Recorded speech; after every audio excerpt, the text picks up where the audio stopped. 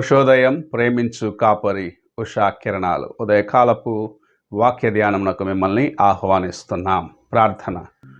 మమ్మల్ని మిక్కిలిగా ప్రేమిస్తున్న పరలోకపు తండ్రి, ఈ ఉదయకాల సమయానికై వందనములు చెల్లించుకుంటున్నాం. ఈ ఉదయకాలమున కార్యక్రమం వీక్షిస్తున్న ప్రతి ఒక్కరిని మీ హస్తంలోకి అప్పగిస్తూ, నీ ప్రేమలో నీ కృపలో మమ్మల్ని దాచి నడిపిస్తున్న విధానాన్ని బట్టి వందనాలు చెల్లించుకుంటూ, నీ వాక్యానుసారముగా జీవించే కృపను దయచేయమని యేసు పరిశుద్ధ నామమున అడిగి వేడుకుంటున్నాను పరమ తండ్రి, ఆమేన్. ఈ ఉదయకాలమున మత్తయి సువార్త 27వ అధ్యాయము 46వ వచనమును చదువుకుందాం. యేసు ప్రభు సిలువ పైన పలికిన మాటలలో 4వ మాటగా మత్తయి సువార్త 27వ అధ్యాయము 46వ వచనము. ఇంచుమించు 3 గంటలప్పుడు యేసు ఏలీ ఏలీ లామ సబక్తా అని బిగ్గరగా కేక వేసెను. ఆ మాటకు నా దేవా నా దేవా నన్నెందుకు చేయి విడిచితివని అర్థము. యేసు ప్రభు బిగ్గరగా ఏలీ ఏలీ లామ సబక్తాని అనే మాటను చెప్పటం మనం చూడగలం. ఈ మాటకు నా దేవా నా దేవా నన్నెందుకు చేయి విడిచినావని అర్థమై ఉన్నది. యేసు ప్రభు ఎప్పుడు నేను నా తండ్రి ఏకముగా ఉన్నాము, నాకు నా తండ్రికి మధ్యలో ఏ ఎడబాటు లేదు అని చెప్పేవాడు. నా తండ్రిని ప్రేమించేవాడు నన్ను ప్రేమిస్తున్నాడు, నన్ను ప్రేమించేవాడు నా తండ్రిని ప్రేమిస్తున్నాడు అన్న మాటను ప్రతిసారి ప్రభువు చెప్పేవాడు.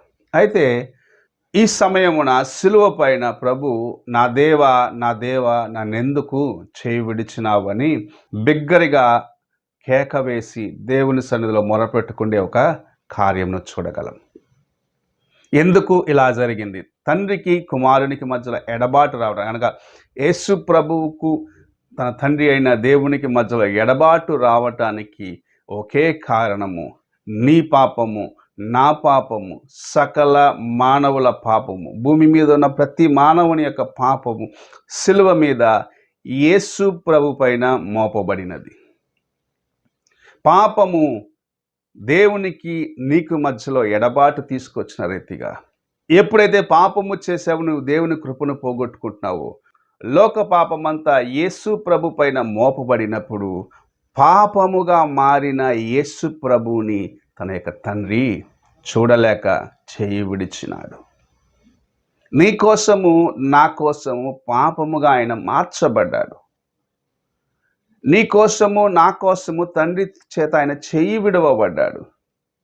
నిన్ను విమోచించేదానికి క్రయధన బలిగా, నీ పాపమునకు బలిగా తన్ను తాను అప్పగించుకునే దాని కోసము, నీ పాపమును తన శరీరంలో అనుభవించిన దాన్ని బట్టి, నీ పాపము కోసం ఆయన గాయములు పొందిన దాన్ని బట్టి, నా యొక్క పాపమును బట్టి ఆయన శ్రమనోర్చిన దాన్ని బట్టి తండ్రి చేత చెయ్యి విడువబడిన వాడిగా ఆయన సిలువ మీద మిగిలిపోయినాడు. ఎప్పుడూ ఒకటిగా ఉన్న తండ్రి, నా ప్రియ కుమారునందు నేను ఆనందిస్తున్నానని చెప్పిన తండ్రి తన కుమారుణ్ణి చేయి విడిచిన కార్యంను ఇక్కడ మనము చూస్తూ ఉన్నాం. నీకోసమే ఇది అని నీవు ఎన్నడైనా గ్రహించినావా? ఇంత శ్రమను ప్రభు ఓర్చినది నీకోసమే ఆయన ఎన్నడైనా నీవు దాన్ని గ్రహించుకొని నీ హృదయంలో ఆ కార్యంను బట్టి పశ్చాత్తాపడి ఉన్నావా? నా కోసం ఇంత త్యాగము చేసిన ప్రభువుని నేను నిర్లక్ష్యపరుచుతున్నానే అని ఎన్నడైనా అనుకున్నావా? ఒకసారి ఉదయకాల సమయంలో ఆలోచించుకో. ప్రభు నీ కోసము సిలువ మీద యాగము చేర్చున్నప్పుడు తన తండ్రి చేత చేయి విడవబడిన వాడిగా, వేదన చెందిన వాడిగా మిగిలినాడు. అయితే నిన్ను విమోచించేదానికే అని నువ్వు గ్రహించుకున్నట్లయితే, నిన్ను బాగు చేసేదానికే, నీ జీవితమును ఆయన మార్చేదానికోసమే ఆదాము ద్వారాగా నీలో ప్రవేశించిన పాపమును, ఆదాము యొక్క అవిధేయత ద్వారాగా నీలో ప్రవేశించిన పాప కార్యమును, ఆ పాపపు విత్తును తీసి నిన్ను పరిశుద్ధపరిచేదాని కోసము, నిన్ను బాగు చేసేదాని కోసము, నిన్ను విడిపించేదాని కోసము తన్ను తాను పాపముగా మార్చబడిన వాడిగా ప్రభు అయిన యేసు తండ్రికి ముందుగా ఉన్నప్పుడు తండ్రి యేసు ప్రభును చెయ్యి విడిచిన కార్యమును మనం చూస్తూ ఉన్నాం. ఉదయ కాలమున ప్రభు నీకోసం ఇంత గొప్ప శ్రమను ఓర్చితే నీవు పాపమును విడిచి ఆయన యొద్దకు రావా? నీకోసము పాపమంతటిని ఆయన మోసి తీర్చిన ప్రభువును చూసి నీవు ఆయన యొద్దకు రావా అని ప్రభు నిన్ను అడుగుచూ ఉన్నాడు.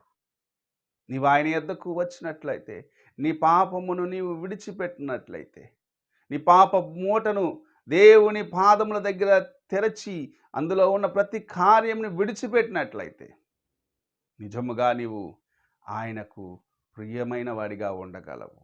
ప్రభు నీకోసమే తన యొక్క తండ్రి చేత చేయి విడవబడిన వాడిగా ఉన్నాడని గ్రహించుకొని నీ జీవితమును సరిచేసుకొని దేవుని కొరకు నమ్మకముగా జీవించు. ప్రార్థన చేసుకుందాం.